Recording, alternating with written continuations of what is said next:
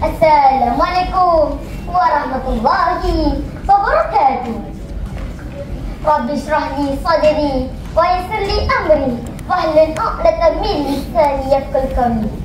Terima kasih kepada peneroja acara yang dihormati para hakim yang bijaksana, guru-guru, rakan-rakan, dan seterusnya hadirin yang berbahagia. Wahai sahabat, mari hayati kisah Nabi Sulaiman, raja sejati. Di istana Balqis kisah terjadi, penuh ibrah untuk kita insafi.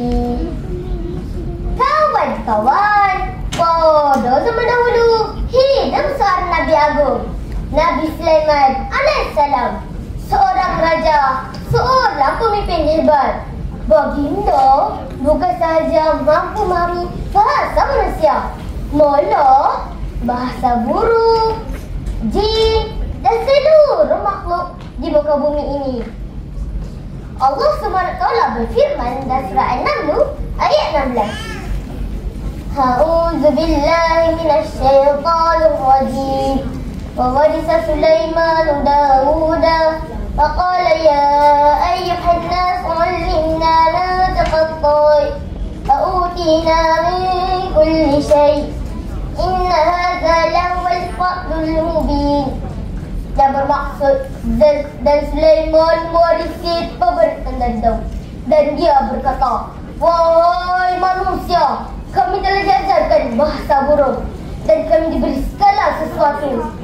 Sungguh ini benar-benar satu kurniaan yang nyata.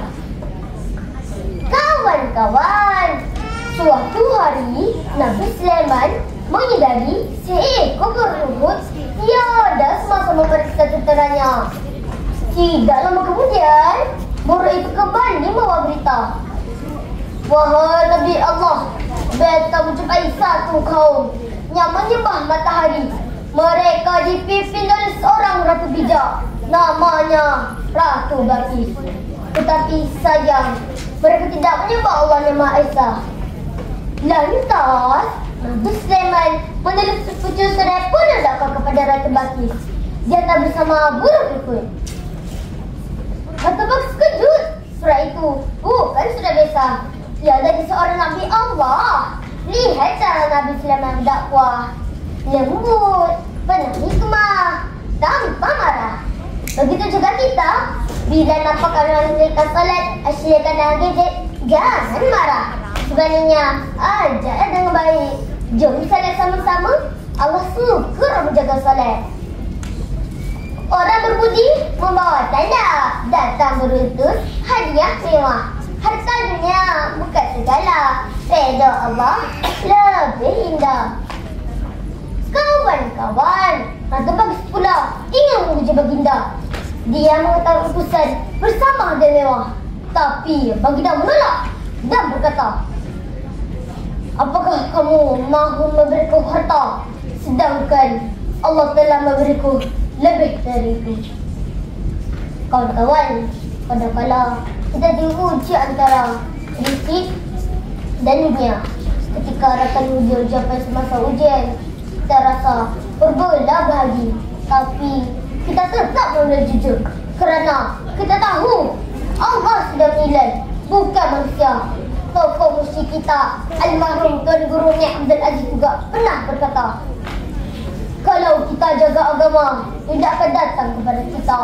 Tapi kalau kita kejar dunia, belum tentu kita dapat agama.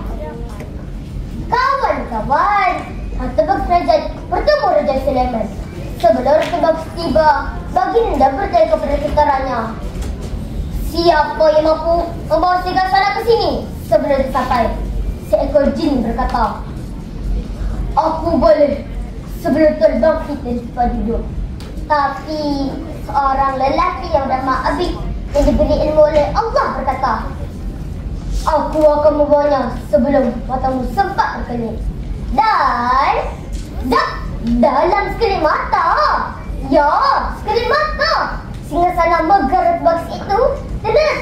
zaman Nabi Sulaiman. Subhanallah, begitulah hebatnya kasih Allah. Ia ada tandingan, ia ada sepadan.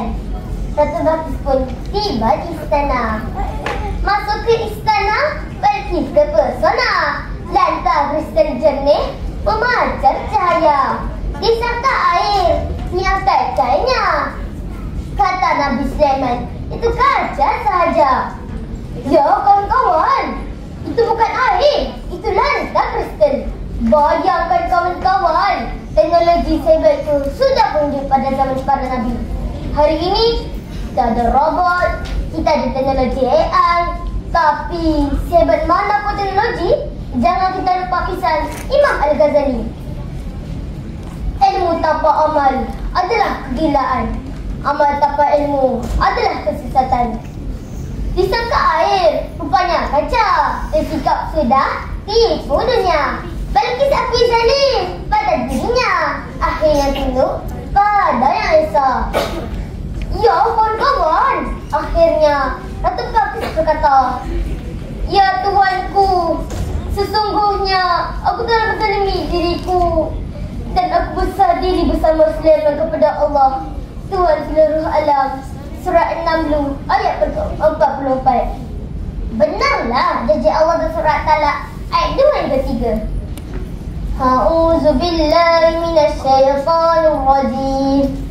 Faman yattaqillaha yaj'al lahu makhraja wa yarzuquhu min haitsu la yahtasib. Yang bermaksud, barang siapa yang bertakwa kepada Allah, niscaya Allah akan membukakan jalan keluar baginya dan memberi rezeki dari arah tidak disangka-sangka. Ratu Balqis takwa, lalu Allah bukakan pintu hidayah untuknya. Macam kita juga, bila jaga salat, jujur dan sabar, rezeki hidayah dan kebahagiaan akan datang dari izin Allah. Muslimin dan musliman, berkisah sudah Nabi Sulaiman bijak memimpin, teguh beriman, Balqis tunduk dengan keinsafan, cahaya hidayah jadi pedoman. Sekian, wassalamualaikum warahmatullahi wabarakatuh.